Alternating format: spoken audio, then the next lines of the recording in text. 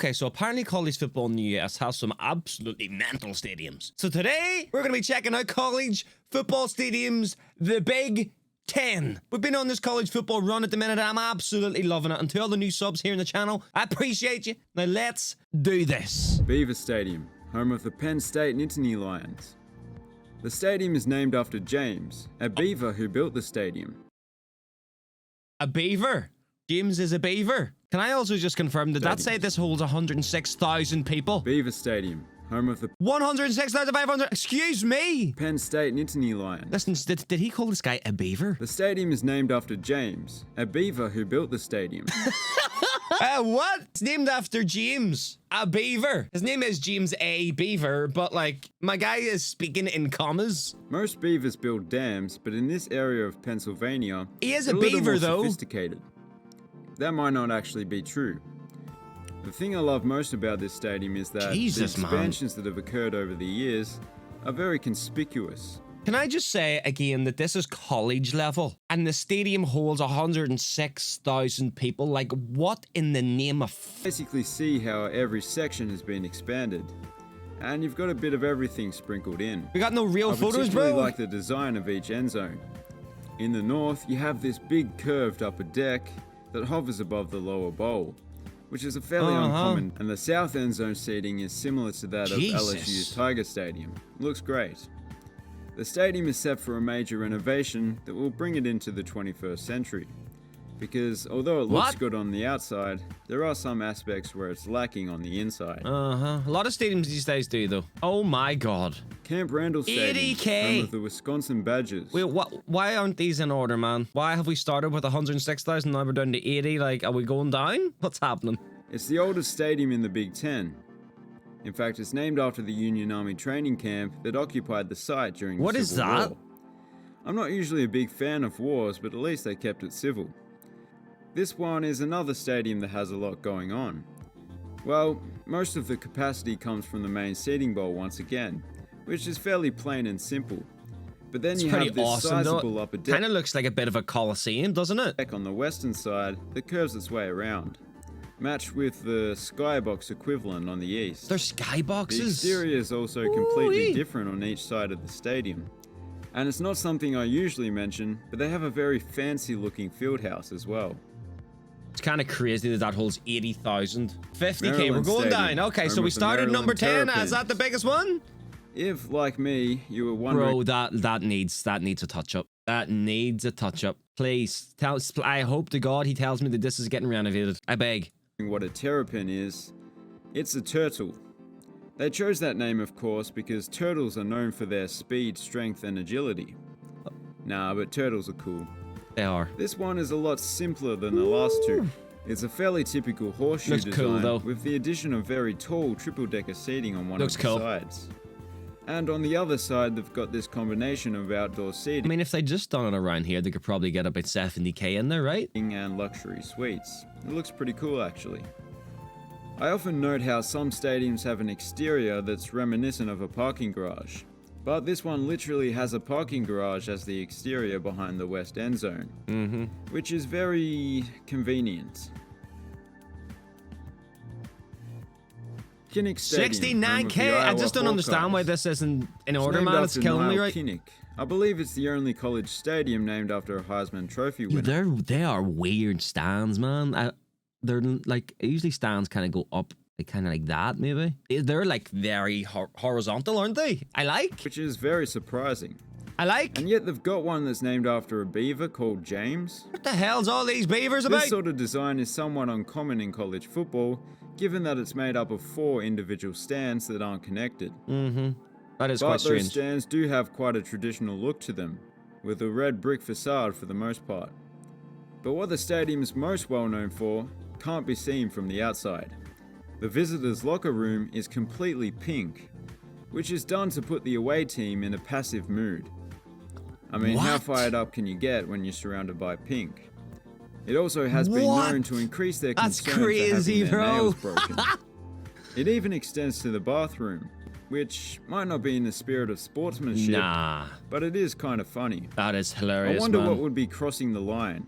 Could you constantly have K-pop music playing in the rooms? That's like the audio equivalent of the color pink. Well, to be honest, I don't even know what it sounds like, but just look at them.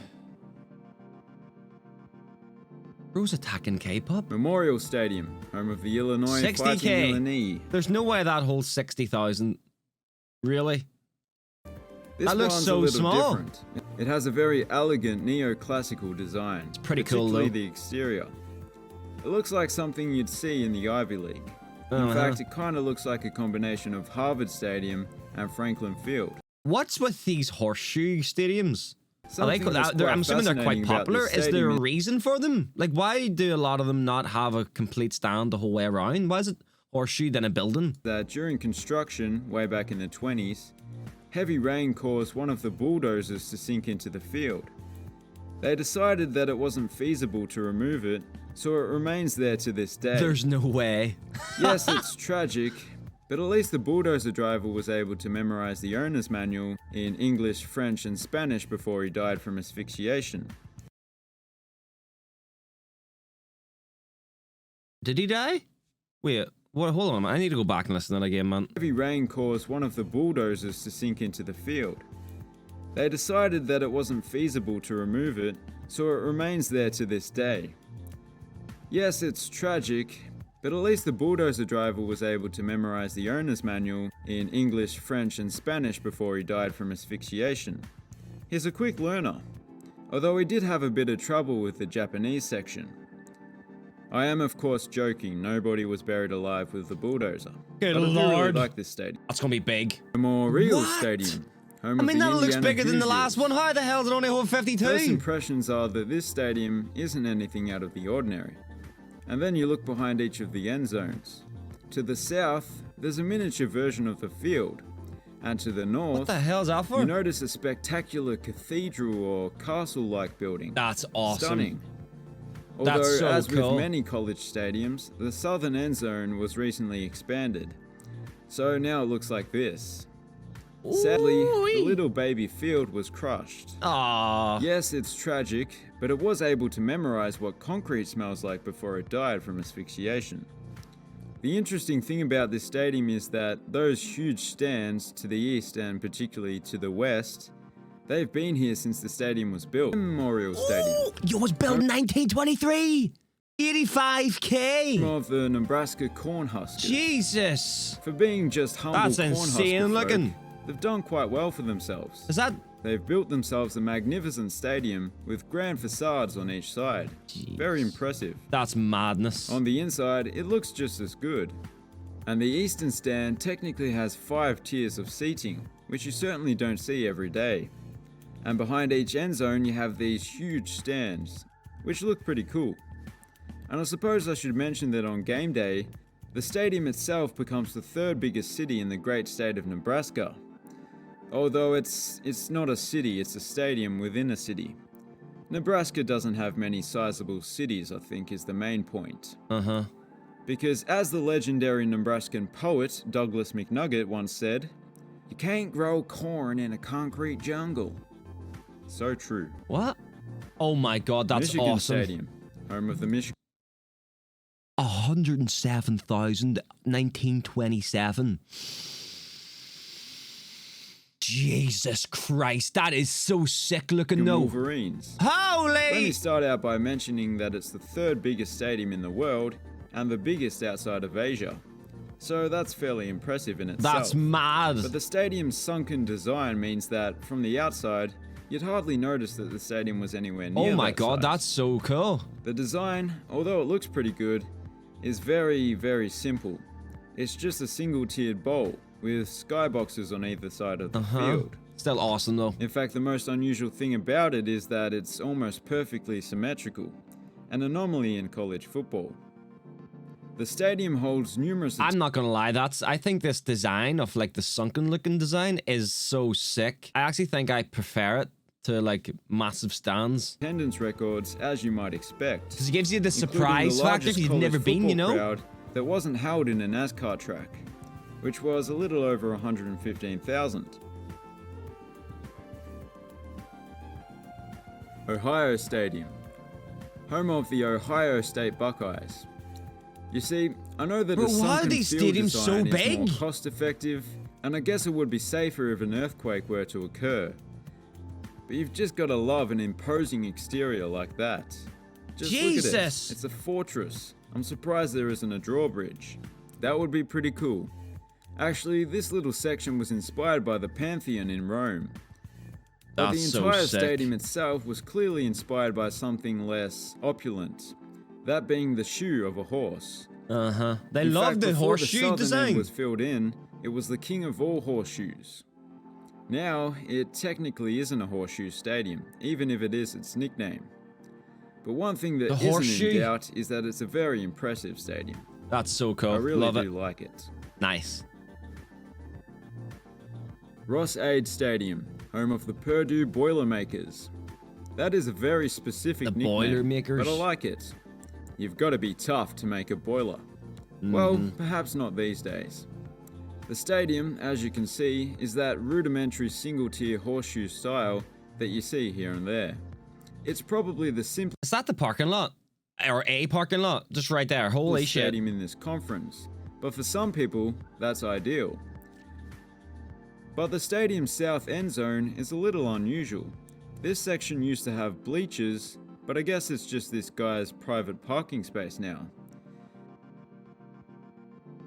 It's pretty cool. Nice. God damn. Ryan Right, that's gonna be Field, home okay. of It's the probably the smallest Northwestern one. Wildcats. Now, this one's got a bit 47k. more going on. That looks awesome. another It's one- sometimes so confusing to see that these ones don't hold as much as the other ones, even though these big massive stands look like they hold like 30k each. One with a fortress-like grand entrance, with two big white towers that can be seen from inside the stadium. It's the smallest Big Ten stadium in terms of seating capacity, and some of that seating is a little strange. The main stand's upper deck curves both from the bird's eye view and the side-on view, which is quite uncommon. Yeah, that's And what's weird, with man. this section?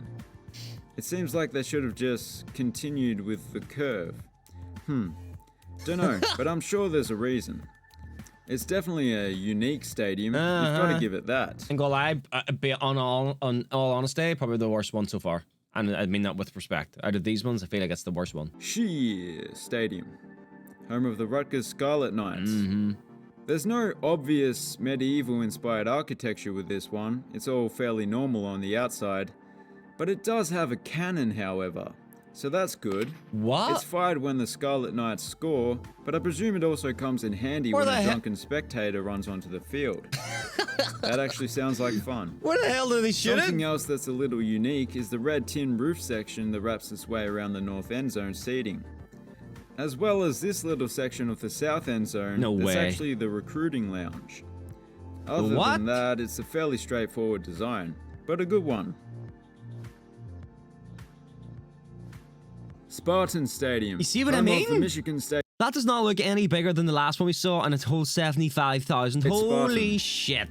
This stadium has a very clean pretty design. cool, though. It would even be perfectly symmetrical, just like the other stadium in Michigan, if it wasn't for this built-up side over on the west that was added in 2005. I like it. It's modern, yet traditional. And it's the only side of the stadium with a particularly good-looking exterior. The rest is a bit meh. It may come as a bit of a shock, but due to this section, the stadium is actually the tallest building in the city. Provided you exclude those smokestacks over there. And to be fair, the city has a smaller population than the stadium's capacity. There's no so way. It's not much of a brag. What? Why? And finally, TCF Bank That looks enormous, and how the hell? It looks far bigger than the last one we just saw, and it holds 50k. Stadium, home of the Minnesota Only Gophers. built in fucking 15 years It's ago. the newest stadium in the conference, although you might not be able Maybe. to tell just by looking at it. They have tried to stick with a traditional college football aesthetic. Kind of. I mean, there That's weren't pretty really cool. any designs quite like this pretty in awesome, the I can't lie, man. 1920s. But the exterior is still fairly classical looking with the extensive use of brick and whatnot. You also get a decent view of the Minneapolis skyline from some vantage points, which is always good. The stadium is designed to be able to seamlessly expand in the future if need be, and you can just tell by looking at it where the additional seating might be added.